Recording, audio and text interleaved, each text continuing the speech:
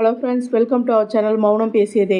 திருச்சியில் உள்ள birds park பற்றி தாங்க பார்க்க போகிறோம். ரீசெண்டாக ஓப்பன் பண்ண இந்த பேர்ட்ஸ் பார்க் எப்படி இருக்கு என்னன்னு பார்க்கலாம் வாங்க. எல்லாருக்கும் காமனாக சத்திரம் பஸ் ஸ்டாண்டு திருச்சியில் தெரியுங்க. அங்கேருந்து பார்த்தீங்கன்னா ரைட் சைடில் போனீங்கன்னா ஸ்ரீரங்கம், திருவானைக்கோவில் இதெல்லாம் போகலாம். லெஃப்ட் சைடு பார்த்தீங்கன்னா கரூர் பைபாஸ் ரோடு. இந்த ரோட்டில் தாங்க இந்த பேர்ட்ஸ் பார்க் இருக்குது. பஸ்ஸாக ட்ரெயினில் வந்தாலும் சரி, சத்திரம் பஸ் ஸ்டாண்ட்லேருந்து உங்களுக்கு பஸ் அவைலபிளாக இருக்குங்க பார்க்குக்கு போகிறதுக்கு. கம்பரசம்பேட்டைன்னு சொல்லிட்டு டிக்கெட் வாங்கணும் நீங்கள். சத்திரம் பஸ் ஸ்டாண்ட்லேருந்து ஒரு 5 to 10 மினிட்ஸ் ட்ராவல் தாங்க. இந்த பாலத்துக்கு பேர் குடமுரட்டி பாலம்னு சொல்லுவாங்க. இந்த பாலத்துக்கு ரைட் சைடில் தான் இந்த பேர்ட்ஸ் பார்க் இருக்குது. இங்கேயே காரு, பைக்கு பார்க் பண்ணுறதுக்கான ஃபெசிலிட்டிஸ்லாம் இருக்குங்க. நீங்கள் சம்மர் டைமில் போகிற மாதிரி இருந்தால் கண்டிப்பாக ஒரு வாட்டர் பாட்டில் கையில் வச்சுக்கோங்க. அடுத்து கேப் யூஸ் பண்ணிக்கோங்க. நம்பரில் கூட எடுத்துக்கோங்க, சேஃப்டிக்கு ரொம்பவே யூஸ்ஃபுல்லாக இருக்கும். கிட்ஸு அப்புறம் பெரியவங்க போனீங்கன்னா உள்ளே பார்த்தீங்கன்னா பேபிஸ் இருக்குன்னா அவங்களுக்கு மட்டும் ஃபுட்டு எடுத்துகிட்டு போகலாங்க. மற்றவங்கலாம் ஃபுட்டு எடுத்துகிட்டு போகக்கூடாது. உள்ள ஃபுட் கோர்ட்டும் இருக்குங்க.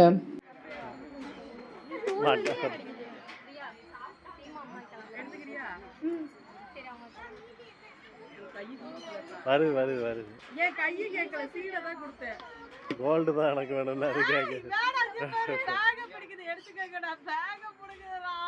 ஏய் செயினை உனக்கு செயினை கொடுத்துரு. டேய் ராஸ்கல், செயினை திருப்பியாடி.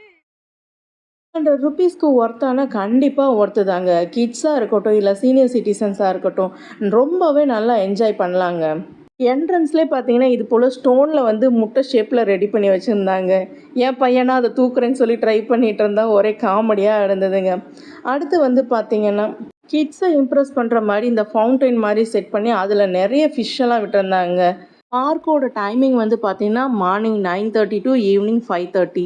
அடுத்து ஃபார் ஹெட்டுக்கு ₹200 சார்ஜ் பண்ணுறாங்க. அதுவே கிட்ஸு பார்த்தீங்கன்னா 90 சென்டிமீட்டர்ஸ்க்கு மேலே இருந்தாங்கன்னா அவங்களுக்கு ₹150 பே பண்ணுற மாதிரி இருக்குங்க. 12 இயர்ஸ் வரைக்கும்.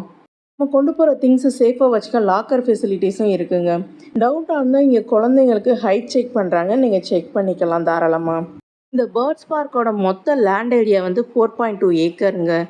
பார்க்கோட என்ட்ரி டிக்கெட் வாங்கினதுமே நம்ம ரைட் சைடில் பார்த்தீங்கன்னா ஒரு சிஸ்டர் பார்த்தீங்கன்னா கீரை எல்லாத்துக்கும் கொடுத்துட்டு இருந்தாங்க. சரி நாங்களும் என்ன ஏதுன்னு போய் கேட்டுட்டு இருந்தோங்க. அவங்க ஆஸ்ட்ரிச்சுக்கு ஃபீட் பண்ணுறதுக்காக தரோன்னு சொல்லி அந்த கீரையெல்லாம் ஒவ்வொருத்தருக்கும் போகிறவங்களுக்கு கொடுத்துட்டு இருந்தாங்க. அந்த ஸ்பினாச்சை வாங்கிட்டு உள்ளே என்ட்ரி ஆனதுமே நமக்கு ஃப்ரண்ட்டில் இது போல தாங்க இருக்கும். செம்மையாக இருக்கும். இதில் நிறைய கொய்ஃபீஸ் விட்டுருந்தாங்க.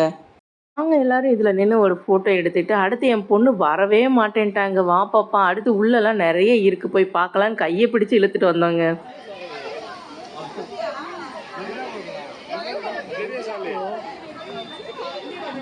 போய் குடுறா போடா, குடு நீ போய்.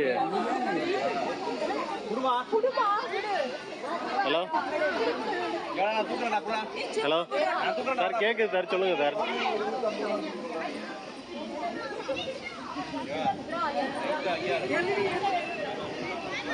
ஷிஃப்டிங் தான் சார், ஷிஃப்டிங் தான் சார், ஷிஃப்டிங் தான்.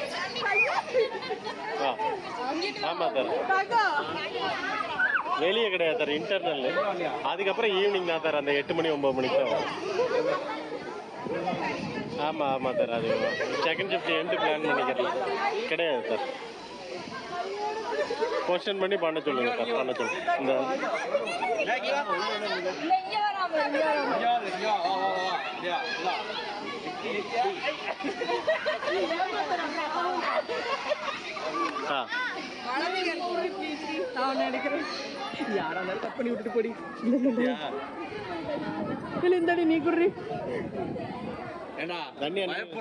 எப்போதும் போலதாங்க என் ஹஸ்பண்டு ஆஃபீஸ் ஒர்க்கை பார்க்க ஆரம்பிச்சிட்டாரு. நம்ம வந்த வேலையை பார்ப்போம்னு என்ஜாய் பண்ண ஆரம்பிச்சிட்டோம். நல்லா வழியாக ஆஃபீஸ் ஒர்க்கை முடிச்சுட்டு என் ஹஸ்பண்டும் ஜாயின் பண்ணிட்டாங்க. இல்லை என்ட்ரி ஆனது லெஃப்ட் சைடில் தாங்க இந்த ஆஸ்ட்ரிச் இருக்குது. இதோட செம்ம ஃபன்னாக இருந்தது, த்ரில்லிங்காகவும் இருந்துச்சுங்க. கையை பிடிச்சி கடிச்சு வச்சிருமோன்னு சொல்லிட்டு. இங்கே பேர்ட்ஸுக்கு இல்லை இந்த ஆஸ்ட்ரிச்சுக்கெலாம் ஃபீட் பண்ணுறதுக்கு அவங்களே தந்துடுவாங்க ஃபுட்டு. நம்ம எதுவும் கொண்டுட்டு வர தேவையில்லை. இது எல்லாத்துக்குமே சேர்த்து தாங்க சார்ஜ் பண்ணுறாங்க. கிட்ஸு மட்டும் இல்லைங்க, போன பெரியவங்க எல்லாருமே நல்லா அந்த ஆஸ்ட்ரிச் கூட என்ஜாய் பண்ணிகிட்டு இருந்தாங்க. அதுவும் கொடுக்க கொடுக்க அழகாக வாங்கி சாப்பிட்டுட்டு இருந்ததுங்க. எனக்கு இதோட ஃபேஸை பார்த்தா ஐயா சோறு வந்துருச்சுன்னு அதை என்ஜாய் பண்ணி வாங்கி சாப்பிட்ற மாதிரி தாங்க இருந்தது.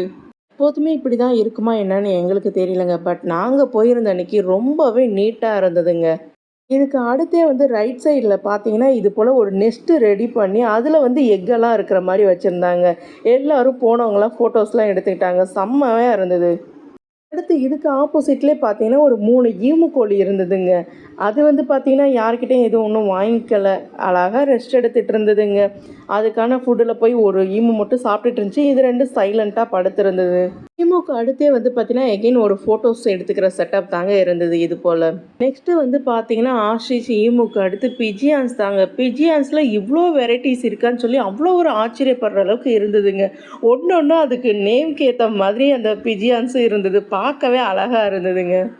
இந்த ஃபர்ஸ்ட் ஒன் பிஜியான் பாருங்களேன், ப்ரில்பேக் பிஜியான். இது அப்படியே ஹியூமன்ஸ்க்குலாம் எப்படி கர்லிங் கர் இருக்குமோ அது போல இதுக்கும் இருந்ததுங்க. பார்க்கவே ரொம்ப அழகாக இருந்தது.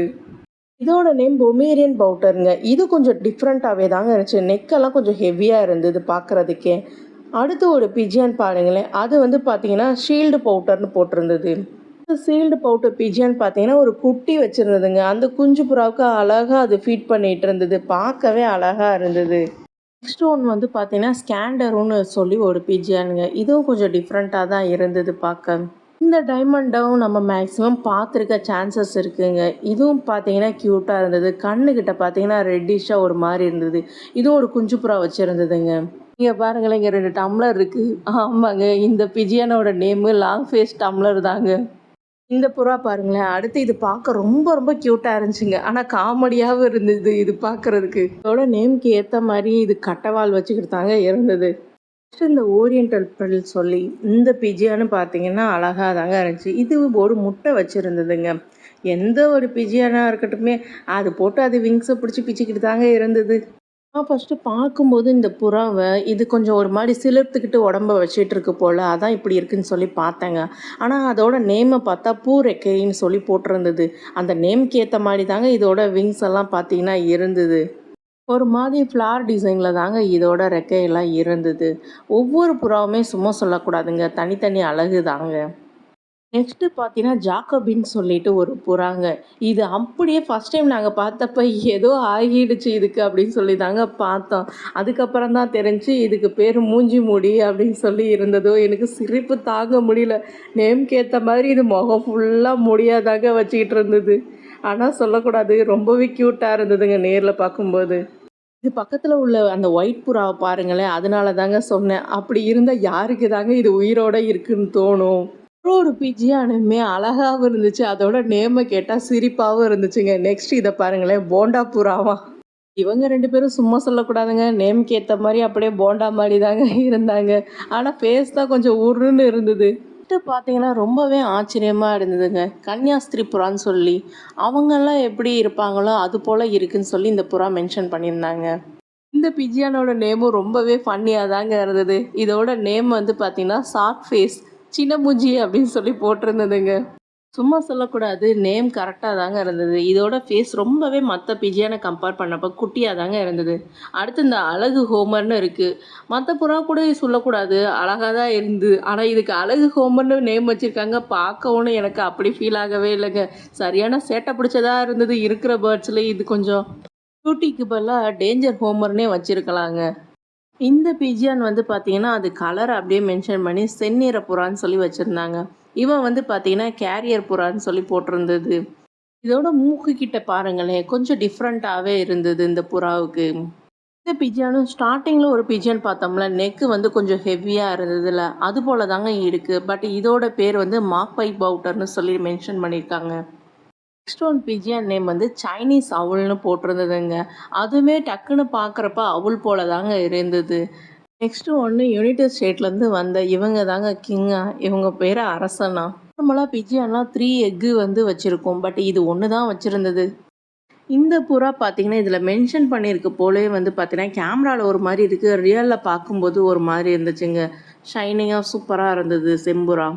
உள்ளே என்ட்ரி ஆனதுமே அந்த ஃபவுண்டைனில் கொய் ஃபீஸ் பார்த்ததும் ஆஷிச்சு ஈமுக்கு அடுத்து வந்து பார்த்திங்கன்னா ஃபுல்லாக இந்த பிஜியான்ஸ் தாங்க. பிஜியான்ஸ்க்கு அடுத்து பார்த்திங்கன்னா இந்த வால் கிளாக் செட்டப்.